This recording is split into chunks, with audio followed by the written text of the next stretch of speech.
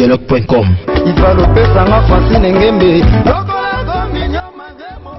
congodialogue.com.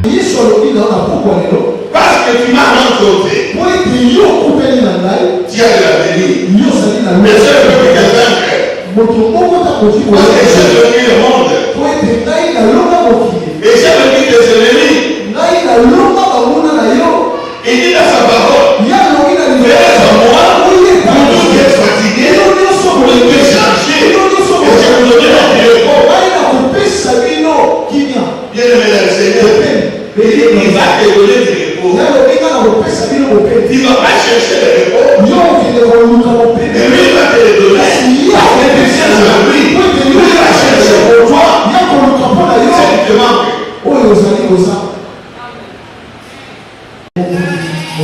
Amen.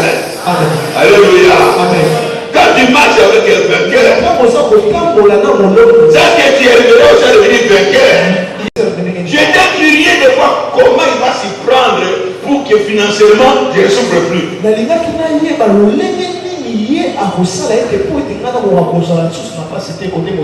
Moi je suis toujours curieux. J'ai commencé à regarder comment il travaille avec moi. Je ne voyais rien changer. Pour dire que ça change. 1 mois. 2 mois. 2 mois. Sans amour. C'est Dieu qui a parlé. Oh, bien aimé dans le Seigneur. Lui, quand il a parlé, c'est pas un homme qui a parlé. C'est Dieu qui a parlé. Il est utilisé sa parole pour l'accomplir. Oh, bien aimé. Dans le Seigneur. Ce qui s'est passé. Quand eux, ils travaillaient, ils n'avaient rien du tout. Le matin, le Dieu arrivé. Le matin, il y a une crise ici à Kinshasa. Amen. Alléluia. Amen. Alléluia. Amen. Voilà. Vous voyez maman Mukolo, vous me savez dans la voisine. Bébé à mon bagne, comment vous voulez? Madame,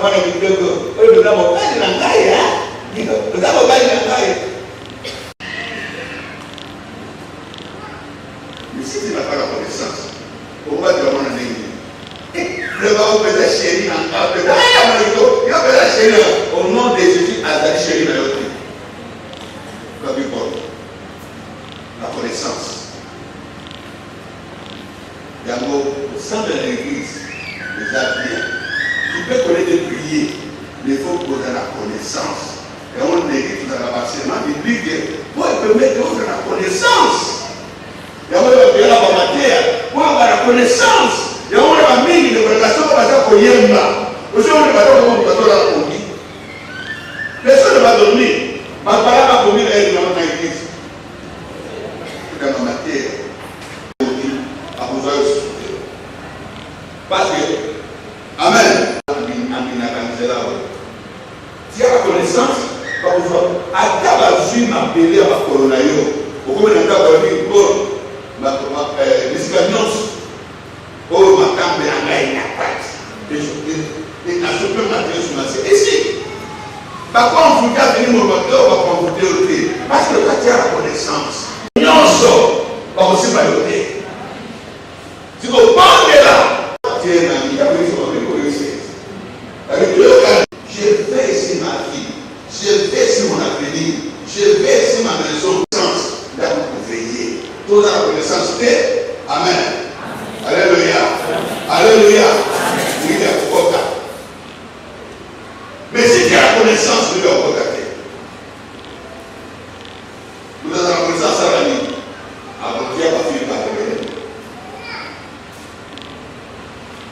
Avant oui, avant Dieu. Avant Dieu.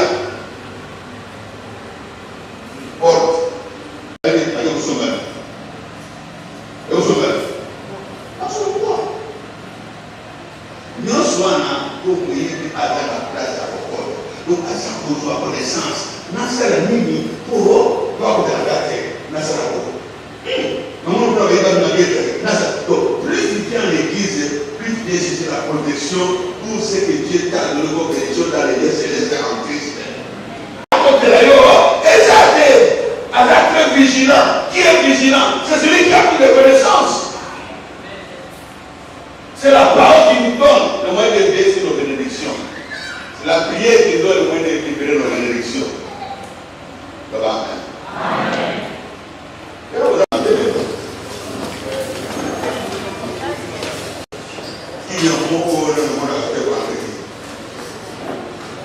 Amen. Alléluia. Alléluia. Si on veut vraiment ça va donner le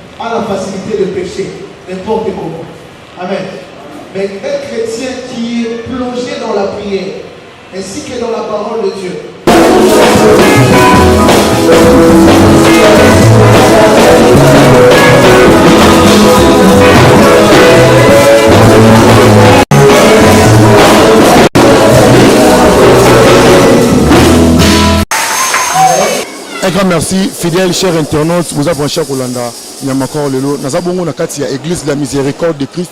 Comme eux, la carte à Kitambo. On a besoin de donner à Kilo, comme eux, comme la Guinée, comme la Kitambo.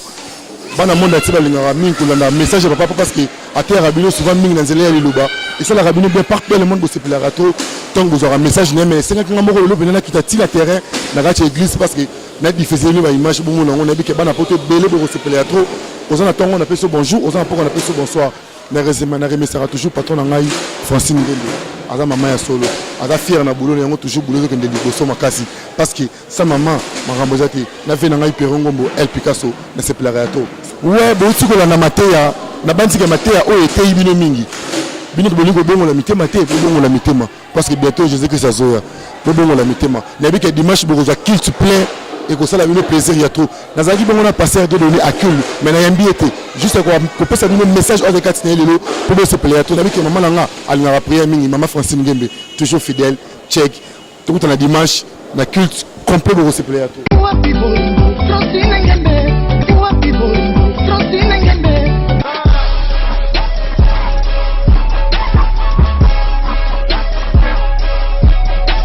congodialogue.com